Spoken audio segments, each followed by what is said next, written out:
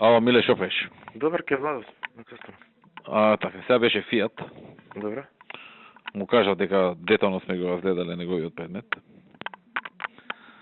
И дека ќе бараме начини да му помогнеме. Те спомнав и тебе дека сме разговарале, дека и ти бараш начини да му се помогне. Му кажав дека има грешки и не е случайно така постапено. И добро, вика, признавам, има, ама не се намерни, не знам што она, така да малце порадосен го пуштив. И сега он вика, ако сака да ми помогнете, треба Миле, вика, да ми одговори на жалбата, да ја врати кај овој, вика, и да се реши. Така ли е? Не, има поедноставен начин има. Знаеш што вака постапи? Не знам дали сум ти кажал. Ќе го тужи Коци и овој и Тони. На тоа ќе се сведи, ќе им земе оштета и ќе ги бркае лично. А да тераме или да му најдеме негова мана? Како? Негова мана да му најдеме.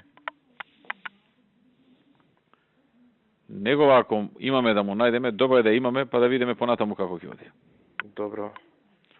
Значи ти размисли како да го решиш, ама на начин Знам. да може и пак како треба. Ама не да не биде вака по вина на Тони и на Коце. Оти ова испаѓа по вина на Тони и Коце. Он ќе си ги земе парите назад на суд со камата.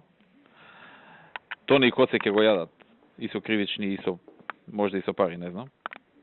Они се вознемирени до давка. Non-стоп ми пуштаат пораки и двајцата. Предпоставам и тебе. И не е решение. Окей.